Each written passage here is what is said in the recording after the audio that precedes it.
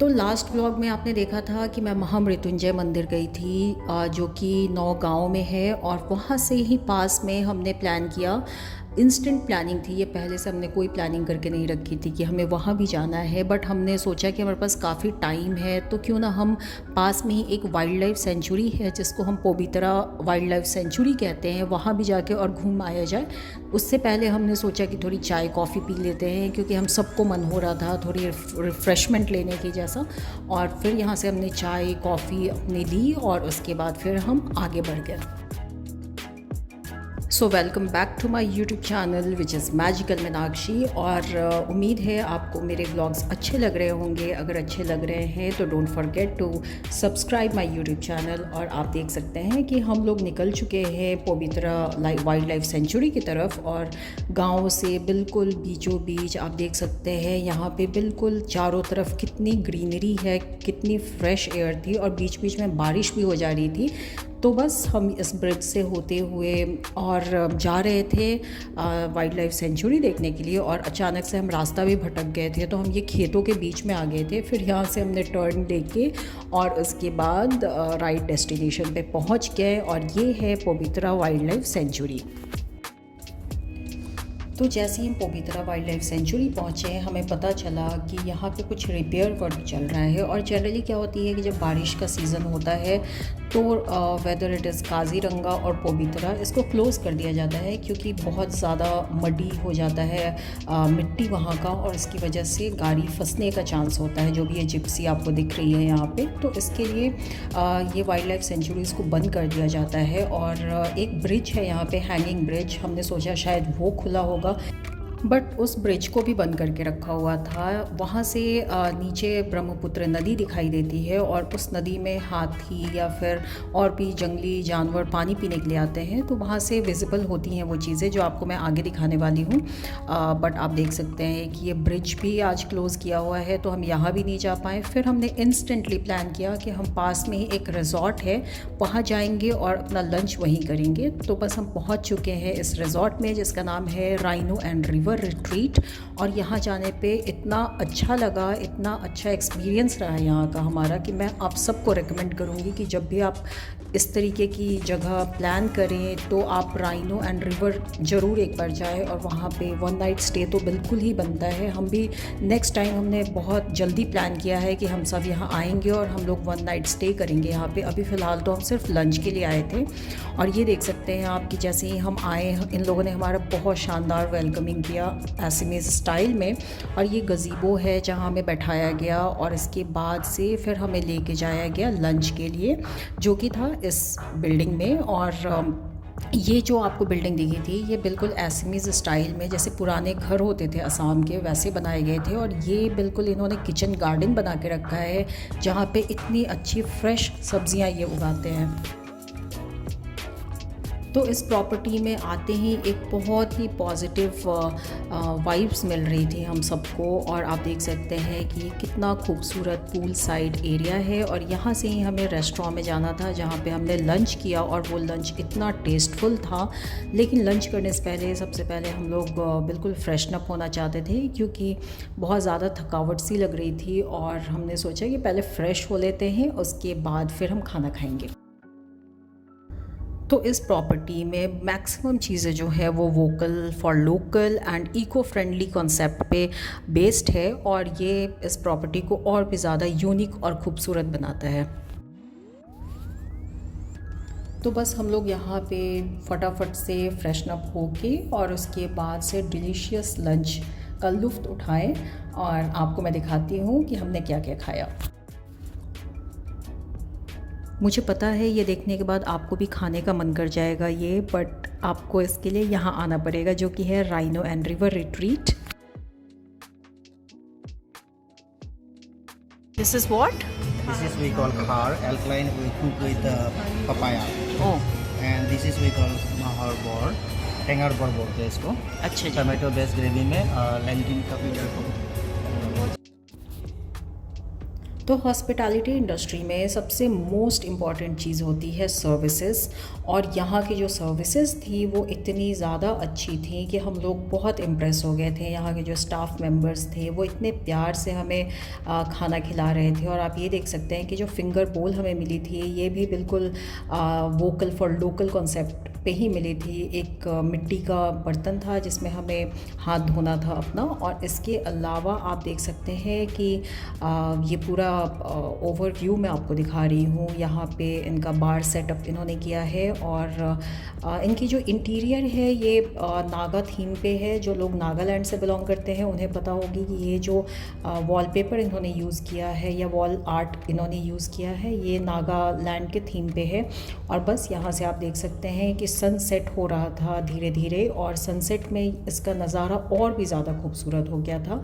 आपको मैं बाहर से चल के दिखाती हूँ। ये तो मैं अंदर से क्लिप ले रही थी, और बाहर से ये पूल साइड जो सनसेट है ये इतनी ज़्यादा खूबसूरती यहाँ पे बिखेर रहा था कि बस मन कर रहा था कि अब यहीं पे रह जाएं। एटलीस्ट 1-2 दिन के लिए तो रहने का मन हो ही रहा था।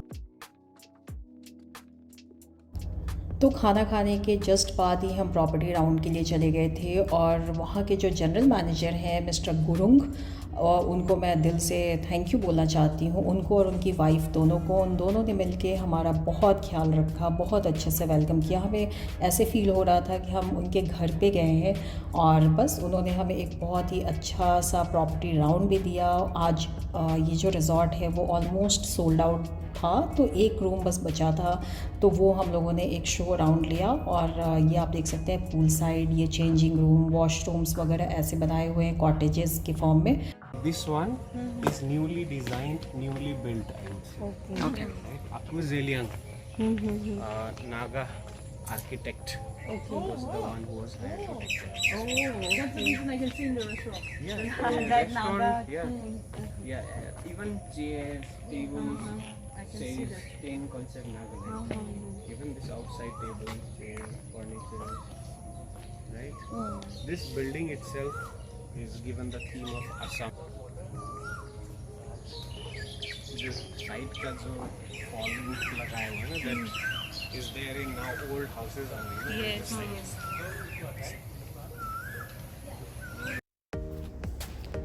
तो आपने देखा कि कैसे मिस्टर गुरुंग ने एवरी नूक एंड कॉर्नर के बारे में हमें ब्रीफली बताया, और वो हमें बहुत ही इंटरेस्ट के साथ हर एक जगह के बारे में बताए जा रहे थे। और आप भी सुनिए उन्होंने क्या क्या बताया। करके बनाया है इसने, अपने हाथों से बनाया है। This is handmade. अब ये वॉल देख लो आप, थोड़ा रफ स्किन, राइनो का स्किन का थीम बेसिक।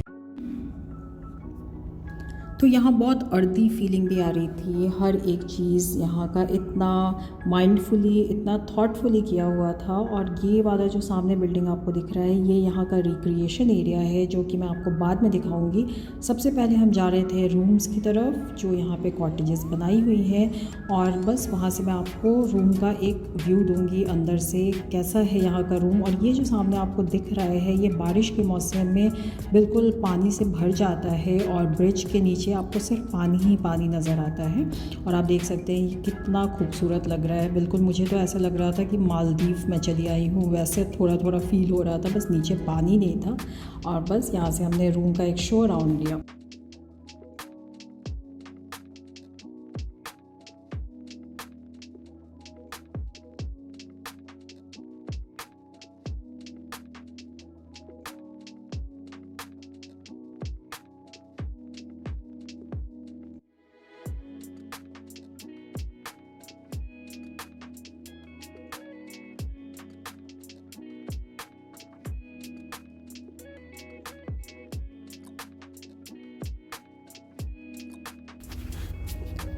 तो आपने देखा कि हर एक चीज़ को कितना ब्यूटीफुली डन किया हुआ है। और यहाँ का जो कॉन्सेप्ट है vocal for local and eco friendly, वो हर एक जगह आपको दिखाई दे देगा। और ये चीज़ यहाँ पे और भी ज़्यादा स्पेशल एक इमेज क्रिएट कर रही है कि हर जगह हर चीज़ में आपको असम की जो लोकल चीज़ें होती हैं वो सब कुछ आपको नज़र आएगा। और बस यहाँ पे आके बहुत ज़्यादा सूदिंग फील हो रहा था। और ये आप देख सकते हैं जो वॉश बेसिन था वो बिल्कुल एक स्टोन से बनाया हुआ था। एक बड़े से स्टोन को काट के इन लोगों ने वॉश बेसिन बनाया है और बस यहाँ पे बहुत ही सूदिंग फील हो रहा था। जैसे जैसे शाम हो रही थी यहाँ पे और भी ज़्यादा यहाँ की खूबसूरती बढ़ती जा रही थी। धीरे धीरे अंधेरा होते जा रहा था थोड़ा थोड़ा और हमें घर जाने की भी हड़बड़ी थी, बट जो यहाँ के जनरल मैनेजर थे उन्होंने हमें बोला कि वो हमें रिक्रिएशन एरिया भी दिखाएंगे। और ये जो ग्रे कलर की बिल्डिंग आपको नज़र आ रही है वो वही एरिया है जहाँ हमने खाना खाया था। और बस अब हम लास्ट एक रिक्रिएशन एरिया देख के और घर निकलने का सोच रहे थे। और ये जो नीचे का एरिया है अभी थोड़े दिन बाद ये पूरा पानी से भर जाएगा जब बारिश यहाँ पे बहुत ज़्यादा होगी, क्योंकि असम में बारिश बहुत ज़्यादा होती है। क्योंकि आपको पता होगा कि मेघालय भी असम में ही है और बारिश जब यहाँ होती है तो बहुत ज़्यादा पानी होती है। और यहाँ से अब हम एंटर कर रहे हैं रिक्रिएशन एरिया की तरफ, जो कि इसी कैंपस में है।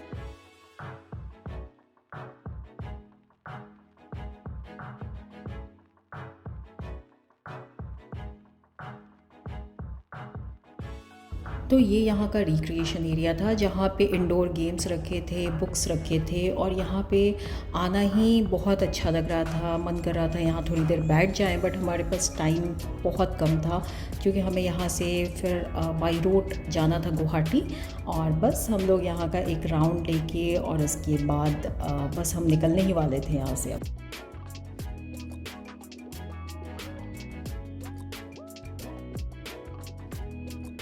तो यहाँ जितने फ़ोटो फ्रेम्स थी या जो भी डेकोरेटिव आइटम्स थे सारे असम बेस्ड थे। आपको ये जो बैग्स दिख रही हैं, जूट बैग्स, या फिर आपने जो केटल देखा था अभी, या फिर ये सब जो मास्क आपको नज़र आ रहे हैं, ये सारे असम बेस्ड ही हैं।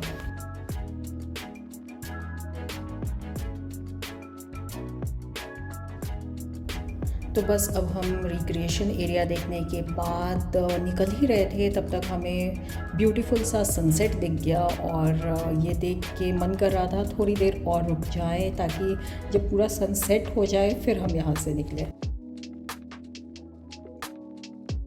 तो जाते जाते मैं आपको एक और ग्लिम्स देना चाहती हूँ यहाँ पूल साइड जो एरिया है वहाँ से सनसेट का, और आप देख सकते हैं ये कितना ब्यूटीफुल है। तो जब भी आप भी गुवाहाटी आने का सोच रहे हैं माँ कामाख्या का दर्शन करने के लिए, तो आपको राइनो एंड रिवर भी ज़रूर आना चाहिए एटलीस्ट फॉर 1 नाइट, और फिर आपको पता चलेगा कि ये कितनी ज़्यादा खूबसूरत जगह है। और बस हम निकल रहे हैं घर के लिए, और घर जाते जाते हमें ये वाले ब्रिज से ही दूर से ही एक राइनो नज़र आ गया। ये देख के हम सब बहुत खुश हो गए कि फाइनली हमें सिंगल हॉर्न राइनो नज़र तो आ गया आज के दिन। और फिर हम लोग घर बस पहुंचने वाले थे। हाईवे पे हम एक जगह चाय पीने के लिए रुके थे।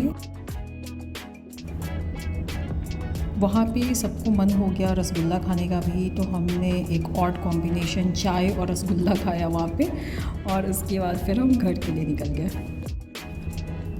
तो उम्मीद है आज के व्लॉग आपको अच्छा लगा होगा। अच्छा लगा है तो don't forget to like, share and subscribe to my YouTube channel. मिलते हैं नेक्स्ट व्लॉग में, तब तक के लिए बाय बाय, टेक केयर।